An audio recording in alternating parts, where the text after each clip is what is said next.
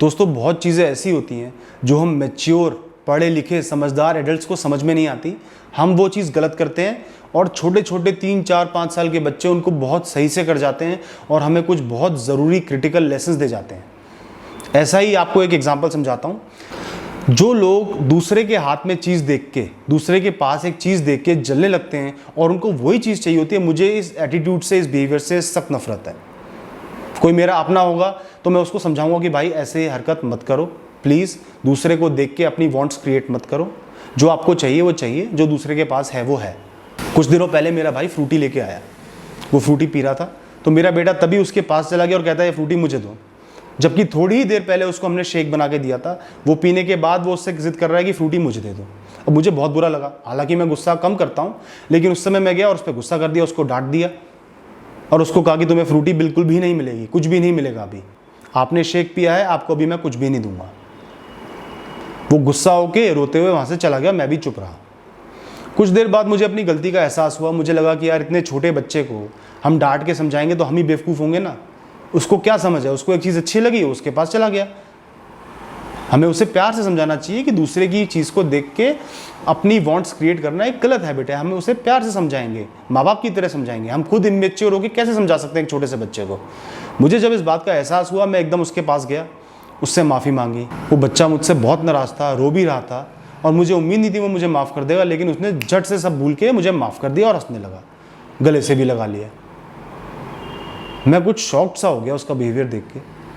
हम बड़ों के बीच में लड़ाई होती, मेरी या मेरी वाइफ के बीच में लड़ाई हुई होती, या किसी भी दो मैच्योर एडल्ट्स के बीच में लड़ाई होती, तो दूसरा इंसान मानता ही नहीं। कई कई दिन लग जाते हैं, लोगों में लंबे मनमुटाव हो जाते हैं, लोग महीनों तक बात नहीं करते और हमेशा उस बात को ध्यान रखते हैं। और वो मासूम बच्चा 2 मिनट में वो बात भूल गया, मुझे गले से भी लगा लिया और उस बात को याद भी नहीं किया। तो क्या फ़र्क है उस बच्चे में और हम मैच्योर एडल्ट्स में? यही कि हम में एक इवेंचुअली बीमारी पैदा हो जाती है जिसका नाम है ईगो। बड़े होते होते, थोड़ा इंपॉर्टेंट होते होते, मैंने पढ़ाई कर ली, अब मैं कमा रहा हूँ, अब मैं जवान हो गया हूँ, मेरे में ताकत है, तो मेरे अंदर एक ईगो डेवलप हो जाती है कि मैं सबसे ऊपर हूँ। मैं, मेरी प्रायोरिटी है, मैं सबसे इंपॉर्टेंट हूँ। ये एक इल्यूजन है जो हमारे अंदर पैदा हो जाता है कि मैं सबसे इंपॉर्टेंट हूँ, जबकि पता है एक दिन मर जाना है, निकल जाना है, कुछ नहीं हाथ रहेगा, सब छूट जाएगा। तो भी अपने आप को ऐसा इंपॉर्टेंट बना लेते हैं कि मैं ही सब कुछ हूँ। इसने मुझे ये बात कैसे बोल दी, इसने मुझ पे गुस्सा कैसे कर दिया, मैं इससे बात नहीं करूँगा, मैं इससे बदला लूँगा, मैं इसे कभी माफ़ नहीं करूँगा। ये सब यार व्यर्थ की वेस्ट है, ईगो है, इसको हटा दो। एक बच्चे की तरह बनो। अगर आपका कोई अपना आपसे लड़ाई कर लेता है, कोई मिसअंडरस्टैंडिंग हो जाती है, कोई बात हो जाती है, तो बातों को ख़त्म करना सीखो, उनकी बातों को याद मत रखो। ये नहीं कि 1 साल बाद कोई लड़ाई हुई, वो पुरानी बात पता नहीं कहाँ किस कब्र से खोद के ले आए और फिर उसी बात पे लड़ाई कर रहे हो। मुझे समझ में नहीं आता हम एडल्ट्स को मैच्योर क्यों कहते हैं। जब बच्चे एडल्ट से ज़्यादा मैच्योर होते हैं तो हम एडल्ट्स को मैच्योर कैसे कह सकते हैं?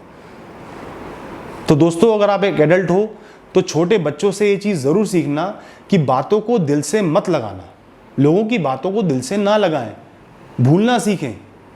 जब तक कोई रिपीटेटिवली आपको इंसल्ट नहीं कर रहा, आपको परेशान नहीं कर रहा, आपका जीना हराम नहीं कर रहा, तब तक लोगों की बात को दिल से ना लगाएं। मिसअंडरस्टैंडिंग्स, रेजिस्टेंस तो होती हैं, 2 बर्तन होंगे, आपस में खटकेंगे तो है ही, आवाज़ तो होगी, रेजिस्टेंस तो होगी।